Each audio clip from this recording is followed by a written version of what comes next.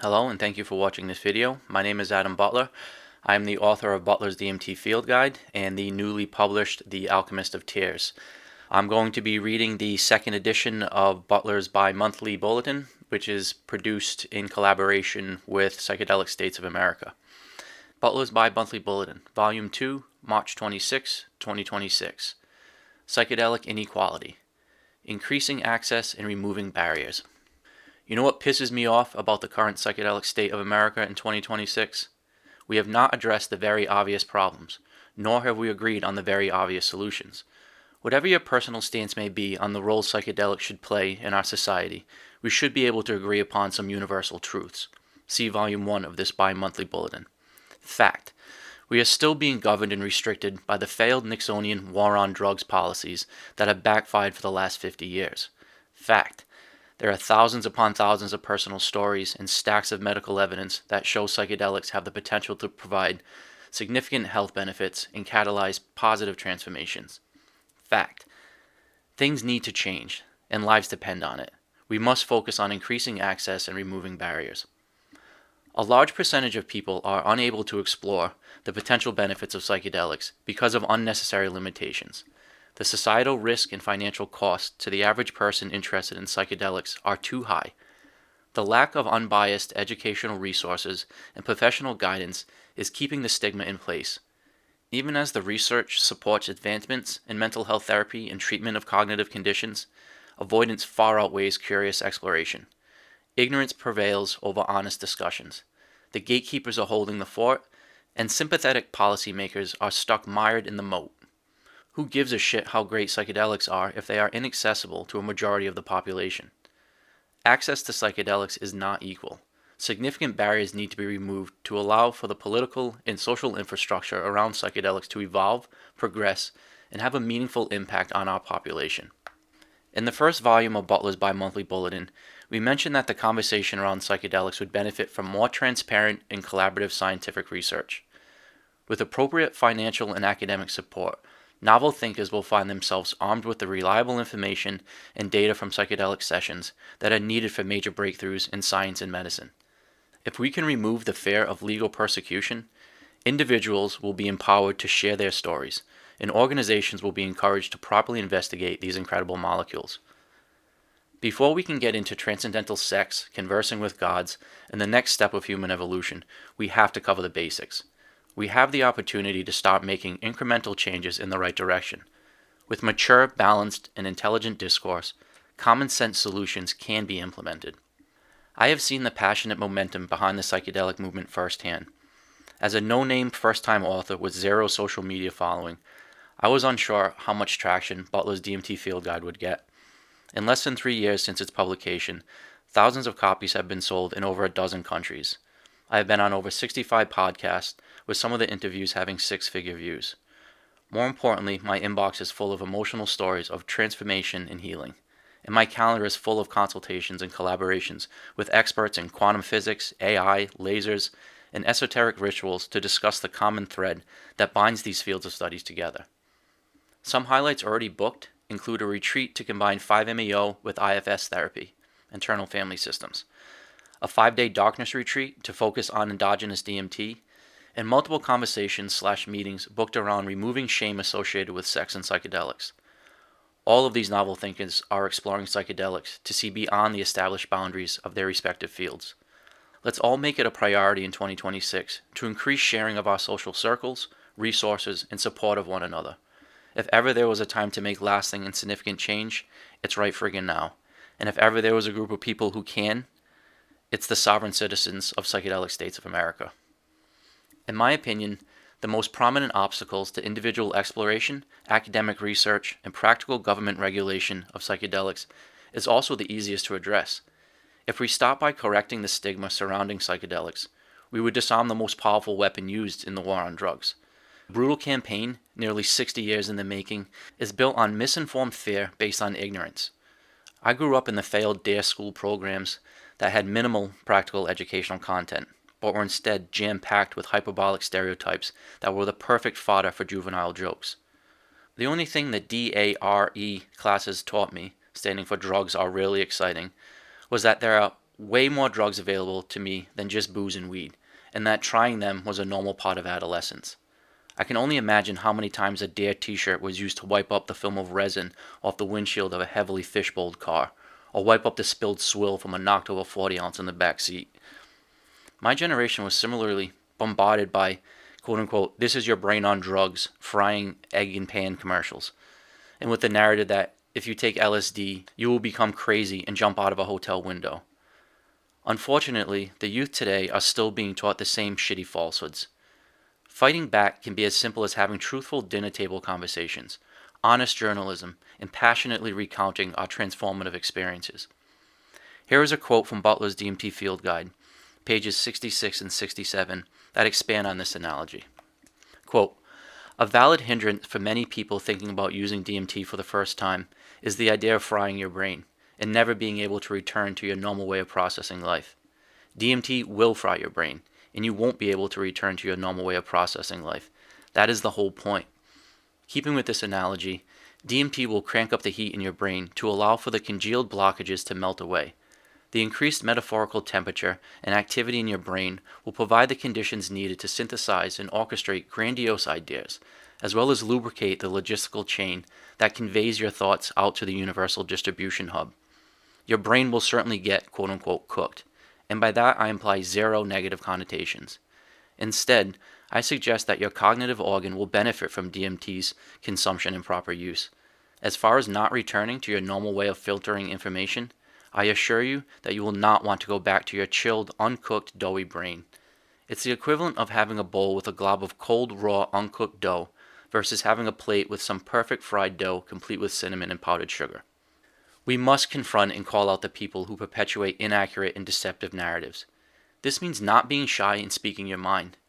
An intelligent, well-informed message delivered by a calm, articulate messenger is the best tool for this job.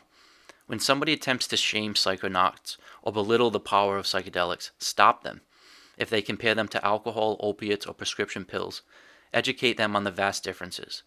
Don't let stupidity slide, and politely inform them of their ignorance. The current laws regarding psychedelics are vastly inadequate and overly punitive. Restricting access to individuals and organizations studying psychedelics costs us more than we know.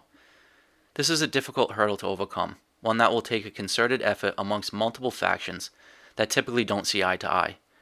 Our entire governmental system would benefit from a cleansing and a reflective ayahuasca session, but psychedelic drug policy in particular is one area where we can show our strength in numbers in agreement on areas of common ground without the need for a psychedelic truth serum.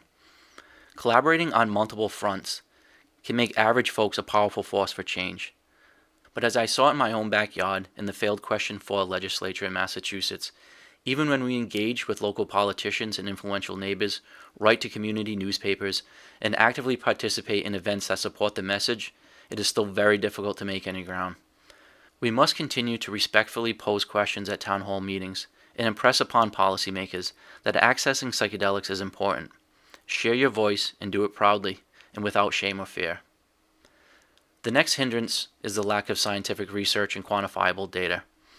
I crave studies that link metaphysical topics like near-death experiences in DMT.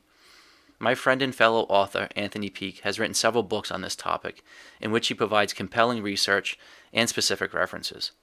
We need more collaboration between scientists like Dr. Rick Strassman and Dr. Andrew Gallimore to develop novel protocols such as intravenous extended state DMT. There are a handful of universities that express their autonomy and govern themselves like they are run by big boys and girls, such as Imperial College in London and Johns Hopkins University here in the States. But we need worldwide academic cooperation for scientific progress to occur. We need the adults who run research institutions to grow the F up and conduct themselves like mature, intelligent, and competent leaders. That means not turning a blind eye to the power and potential of psychedelics. My personal passion is endogenous DMT. Why does our body produce this compound? What role did it play in our past evolution? And more importantly, how can it catalyze future physiological advancements? I spent a week at the Monroe Institute going deep into their binaural technology, did a 5-day darkness retreat, and, for strictly scientific research, I regularly partake in multi-hour tantric sex sessions, all with the intention of creating my own natural supply of dimethyltryptamine. I would love to have the opportunity to do research on these topics in a properly structured study.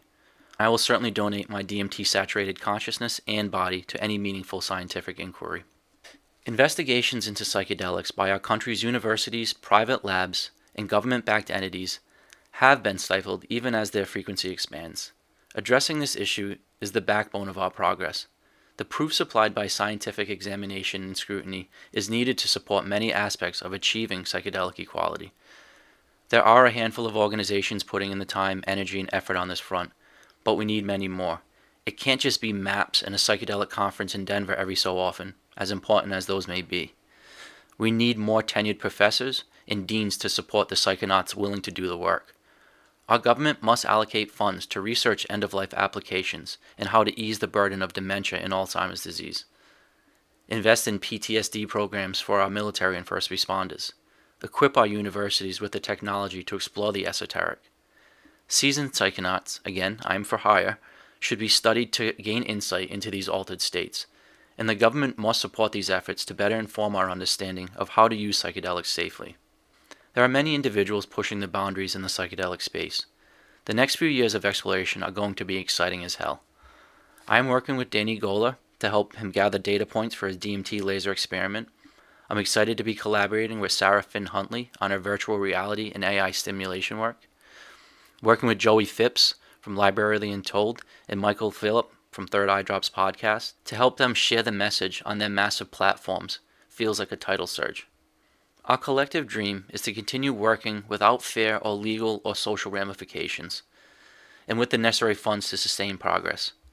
I can't wait to be on stage with Tanya Griffin, talking about removing the shame around sex and psychedelics, on camera with George Monti, sharing personal stories about the terror before the sacred, and standing in support with Jack Gorsline as he confronts ignorance in Washington, D.C. We are creating one hell of a band of misfits, and it's going to be a very entertaining show to watch. And then there's money, the Mac Daddy of inequality enablers. I'm not suggesting that the distribution of monetary wealth should be equal. This is not a conversation about rich versus poor, but no one should have to spend $5,000 on a retreat in a foreign country to get the therapeutic guidance of ayahuasca, or have to be part of the Silicon Valley elite to partake in conscious expanding LSD parties.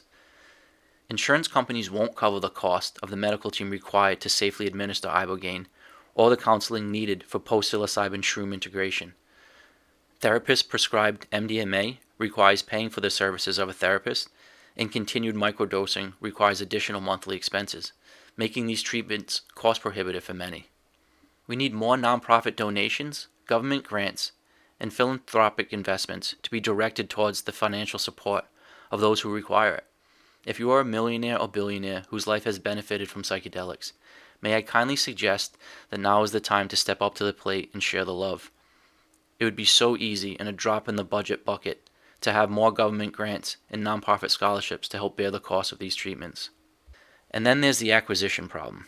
How one actually gets their hands on psychedelics is a strange trip in itself.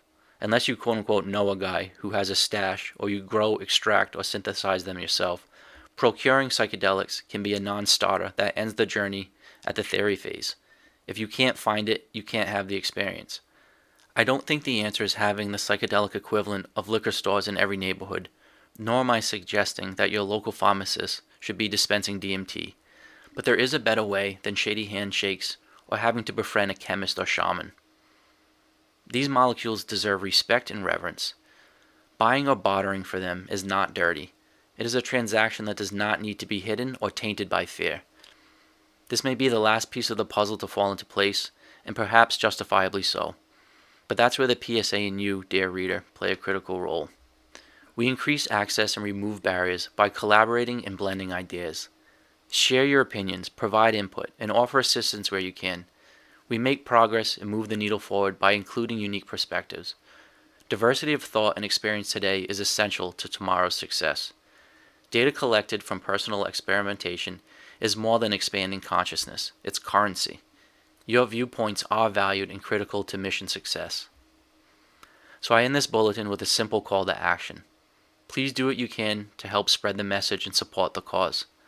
Contact PSA or me at Books by Adam with additional comments that bolster the conversation.